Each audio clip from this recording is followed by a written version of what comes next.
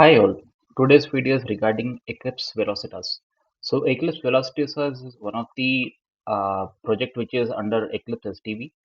So what exactly Eclipse Velocitas does is this. Basically it provides the end-to-end framework with respect to development of applications which will be eventually running in a car.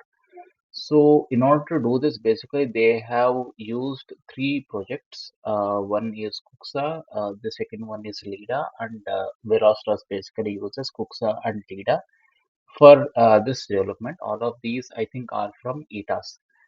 So this is the basic framework with respect to how the application development is done, and this is the vehicle abstraction layer. Now, if at all we get into Eclipse Velocitas, so this is the Eclipse Velocitas flow diagram or block diagram. So you can see that the vehicle model, the Covisa vehicle signal specifications are over here. The Velocitas basically, as of now, they provide two vehicle templates. So one vehicle development template is in Python, the second vehicle template is in C++. So you can basically, I will just show you even the quick start tutorial which they have provided. They provided the tutorial is quite it explains about everything very nicely, but there are some one or two points which basically it has missed, which I will cover in this particular video. So that is the intention with respect to recording this video. So basically, a person can choose a vehicle application, vehicle app template from either from Python or C++. So that I will anyways explain you. So they basically provide you a Kuxa broker. So Kuxa broker basically what it does is it simulates the vehicle signals which like if at all I have to develop a application and the application relies on vehicle speed and maybe another parameter. Now how which now who will basically simulate this particular vehicle speeds for me as per the actual automotive standard. So that is where Kuxa steps in. So Kuxa basically it is written in Rust and C++. So Kuxa broker basically publishes these vehicle signals in Covesa format, in BSS format, via an MQTT broker. The MQTT broker, which has been used in this particular Velocitas use case, is the Mosquito MQTT, which is an open source MQTT broker from Eclipse. Now, basically, the vehicle template, whichever we are building, will be subscribing to the specific vehicle signals, whichever we want. And on top of it, basically, we will be writing the application. And now once the application is done, when you commit your code, basically it will trigger the CI/CD pipeline, which is built into the Velocitas, which will basically trigger the GitHub container registry. So once it basically triggers that, so all the CI/CD activities happen, and basically it will be building a multi-architectural images, three of them, and basically which you can directly deploy, download it. Now, what is beyond Velocitas is once you have built your container, you can use Eclipse Lida to package with all the other dependencies, which you can directly deploy it on the vehicle and get it running. So we will not get into Lida for now. This entire video is with respect to what Eclipse Velocitas is all about and with respect to the quick start tutorial which they have provided. So this is basically the architecture with respect to how the development would be. So let us, for an example, take a seed adjustment application which we have written. So this is the seed service and other things. So this is the MQTT broker, which is the Kuxa broker. This is the vehicle app SDK and vehicle seed adjuster. So this is the application which we are writing. And as you can see, there is the Dapper which is over here. The reason why these guys, the Velocitas people, they are using Dapper is because once you run, so once the setup is on, so once the setup is on the PC, the Kuxa broker basically runs in a container of its own. The application which we are building also runs on a separate container. Now, in order to establish a communication and the MQTT broker also that runs separately. So, in order to establish communication across all of these three different containers, basically we are using Dapper so that each of them can communicate with one another. So that is the idea with respect to using the Dapper. So let's get into. So I am basically following the Velocitas QuickStart tutorial. So I will just share a link of this in the description of this video. So I have basically followed. So one initial step which you have to basically follow is that the you are expected to have a container runtime running as a non-root for starting up this tutorial. So I was using Docker. So when you install Docker by default is installed as a um, onto the root. So basically, you have to map that particular Docker to the non-user. So there is a small link.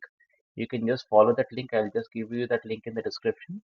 And using that link, you will know how to set up Docker as a non-user. So install it as a root user, and then basically you map it to one of the you add your user into the group so that you can access Docker.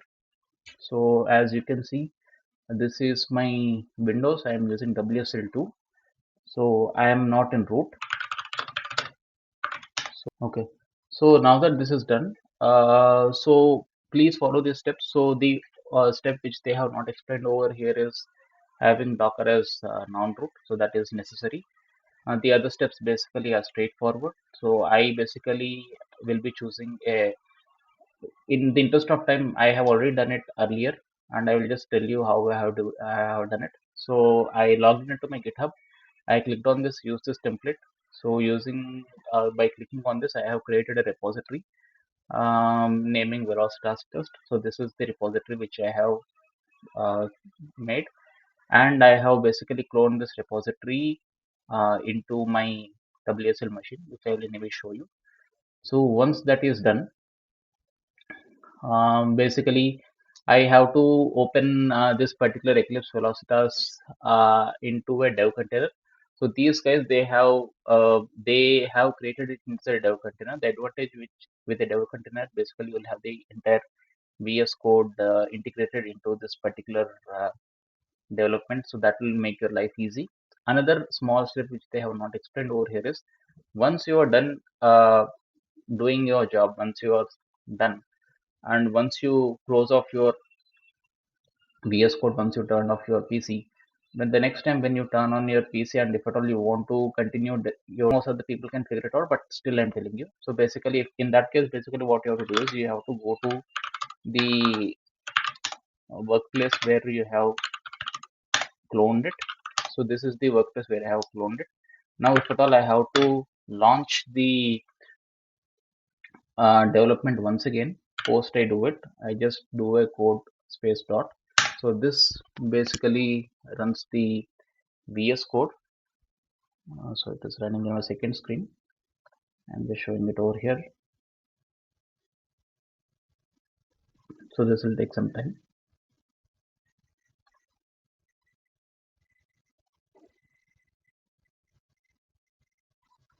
So here it has asked me that should I open it in a dev container, which I say that we open it in a container.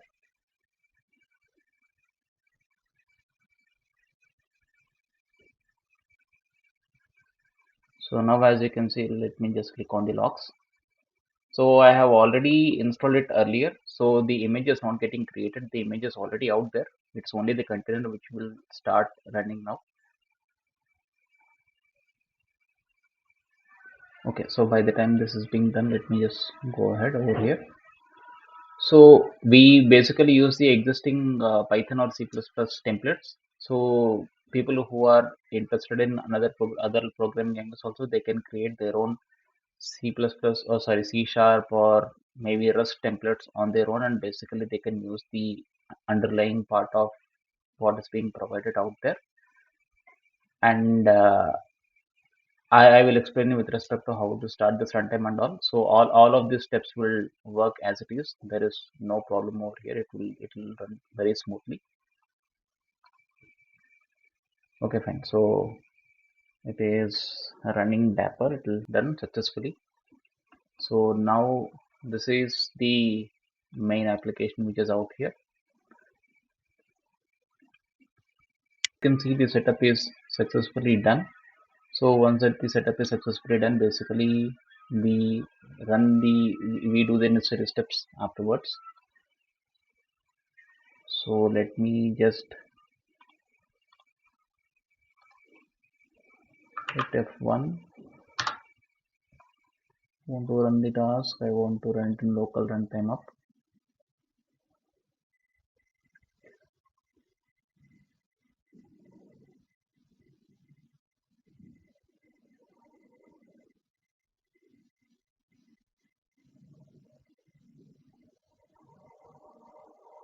So you can see that the runtime is ready to use. So let me just follow this tutorial. So it expects me to have a breakpoint at this particular point. Okay. So let me just go there. Let me set a breakpoint out there.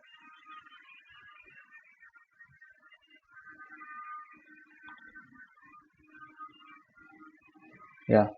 So as you can see, I have just kept a breakpoint over here. So let me run this. Okay. So environment is not needed. Let me just go to the MQTT broker over here, the MQTT mosquito. Let me just run it. Let me add the subscription and publishing topics.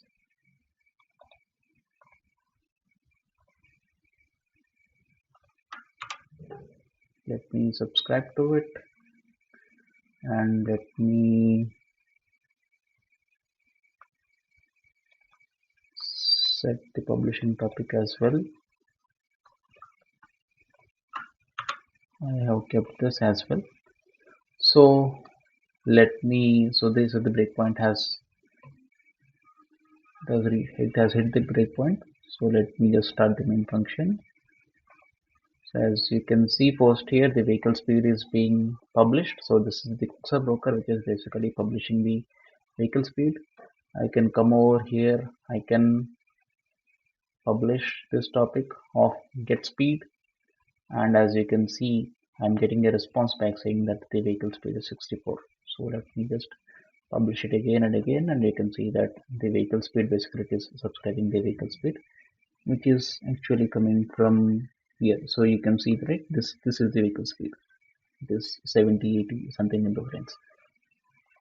So this is how the vehicle speed is being published, and the main function as such is basically receiving this data.